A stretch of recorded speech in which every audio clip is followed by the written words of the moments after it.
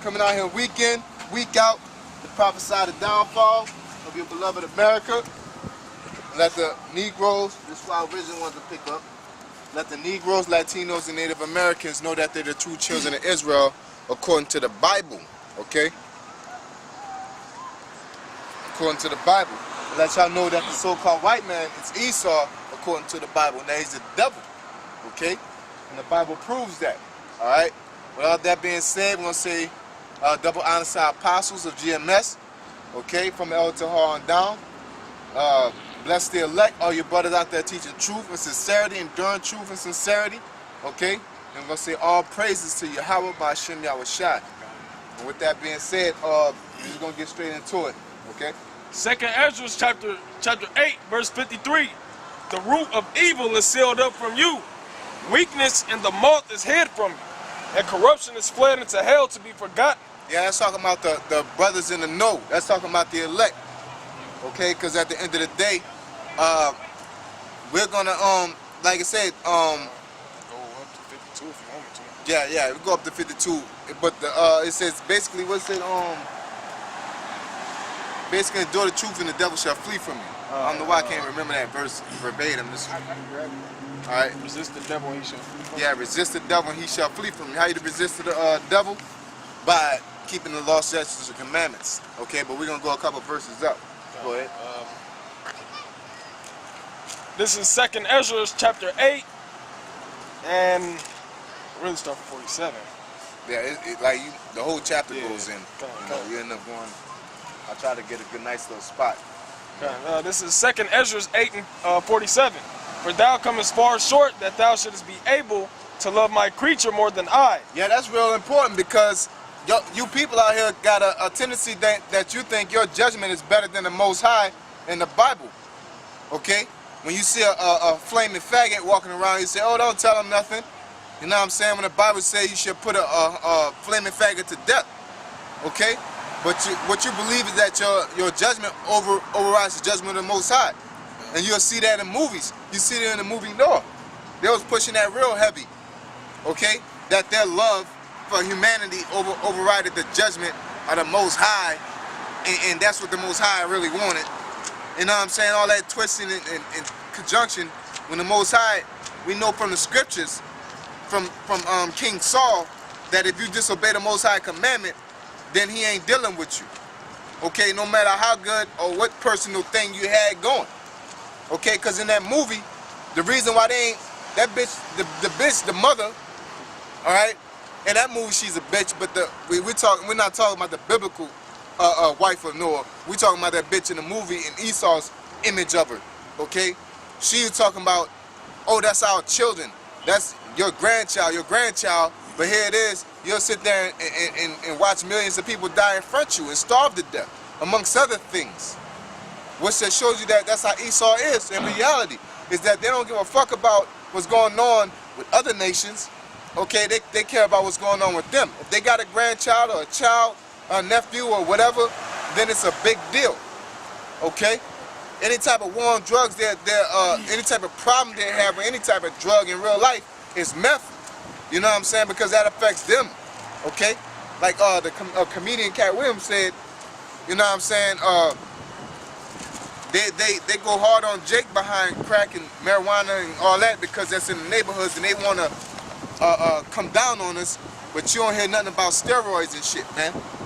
Which is real big in Esau, amongst Esau, man, because it's weakness. Okay?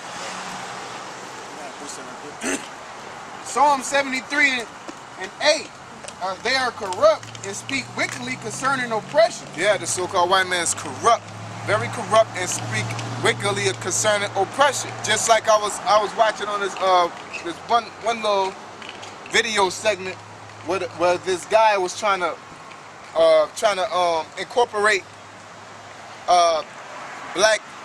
anti-black oppression in the system, which is not possible. But he was saying basically the system is black oppression and this and that. And he talking about we getting shot every day, which is facts. You know what I'm saying? The guy wasn't going off, but we were going off is trying to incorporate, thinking he could break away from that through the system. That's impossible because the system is of the devil, okay, which is so-called white man. But basically, read that again, and I'm going to go over it again. Go ahead. Psalm 73:8. They are corrupt and speak wickedly. They are is a so-called white man. Go ahead, brother. They are corrupt and speak wickedly concerning oppression. Yeah, now again, so the brother was speaking about the truth about Trayvon Martin, Mike Brown, amongst other people, right? And he was speaking the fact of oppression, and they were socially identified or ethnically identified, right? The ethnically identified, basically they were racially profiled, okay? And then you got this damn Edomite comes on there and say, well, me and my family comes from Germany, and we just got here years after slavery, and I don't think it's fair that, I said, like, we don't have nothing to do with it, so I don't think it's fair that you guys blame us for slavery. First off, it biblically goes as a people. You know what I'm saying? Regardless if you came over here, your people came over here. Okay? Because we're not racially profiled as individuals. Alright? We're racially profiled as a race. Alright? So that don't make sense. So to be racially profiled, then now we're dealing with races. The fact that your family came over here, that doesn't matter. Alright? You as a so-called white man, you benefit from this society automatically, off the jump. Okay? That's just how it goes. Because that's how the system goes. But the so-called white man got the nerve to sit there and act like he ain't have nothing to do with it. Okay? But then I sat back and I said, well, let's say the so-called white man had a good point and everybody followed his ideology. What would be our plan? What would be our plan of action? All right? We'll just sit back and let them continue to butcher us and kill us while letting the new Edomites come over and benefit from their social identity. Okay, that's all that's going to happen. So at the end of the day, he's saying basically, I don't give a damn about y'all dying. Let me live my life as a so-called white man coming over here. That's what he's saying. That's basically speaking wickedly of oppression, and just ignoring us being slaughtered. And you, that's a selfish mindset to sit there and say, well, we ain't had nothing to do with it. Well, if you're so much of a humanitarian, you would get your ass out there and do something about it. But so-called white man, I don't care if you come from Germany, Spain, Portugal, or whatever. If you come over here, all right, you're going to benefit from slavery. You're going to benefit from all them things, okay? And at the end of the day, we're still going to be getting slaughtered, and then you ain't going to do shit about it. So you with them, okay? You with the family, all right? Just like you in the hood, and somebody pull up and somebody hop out the car and say, and walk up to you and say, what's up now? Let's scrap. Or hop out the car and shoot you. All right? That person that drove the car has something to do with it. That person that has a relationship has something that's a relative of them has something to do with it. Their family. You know what I'm saying? That's how it go. You don't want to tell me where you at? You're part of the problem now. You crackers ain't out here fighting against a problem. Even if you fought against it, y'all gotta have to wipe y'all whole generation out. Basically, y'all gonna have to repay us for all the evil that they've done. Because this is a racial problem, man. Not a personal. Okay? They speak loftily. They speak highly. Go ahead. Oh, that was it. But basically, they speak highly. They speak low of poor people and speak highly of themselves. Okay? They sit there and say, nigga, go back to Africa. Then you watch a UFC fight, USA. You know what I'm saying? They speak loftily of themselves. You got all that common sense with your history, but you ain't got enough common sense to see the cause and effect to slavery.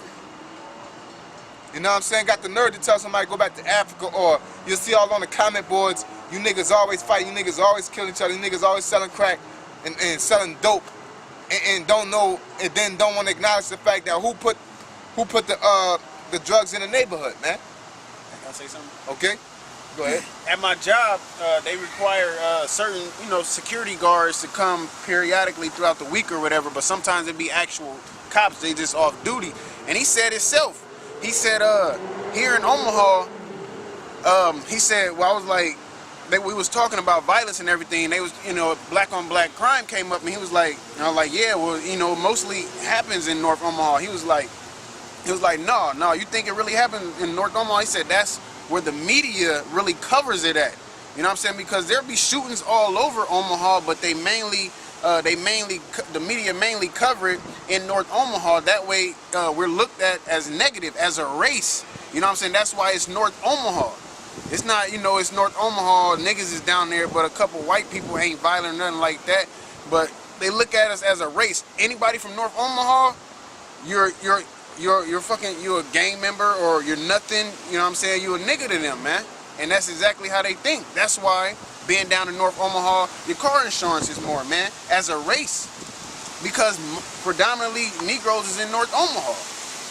Yeah, that's nothing but like the brother's a good point, and we gonna have to get on this subject now, because that's a system that Esau created for tax reasons. You know what I'm saying? That's Esau. Give me that he lay on upon his bed. Only the wise amongst our people will get the bigger picture, the large picture, so to speak. That, like the brother said, higher insurance. Lord, now a Jake come around, now the cost of the value of the house is down, which creates segregation. Okay? But through their laws and through their amendments, it creates segregation. But they can get on news and say, oh, we all need to live together. But why when I come around and when I move into your neighborhood, the price of the housing goes down? Okay? It's because it's all the law, statutes, the commandments, and the amendments that creates the racism. All right? And they just get on the forefront and say they ain't racist. Our law, statutes, commandments uphold racism and uphold segregation. But the difference between us and them is we're gonna acknowledge that we are them same people that with them laws. Okay? Found it? I found something similar. Get that while you wait. Okay, and this is Proverbs chapter 4 and verse 16. It says, "For they sleep not except they have done mischief." Yeah, the so-called white man don't rest unless he do mischief. He's constantly into all this shit, man.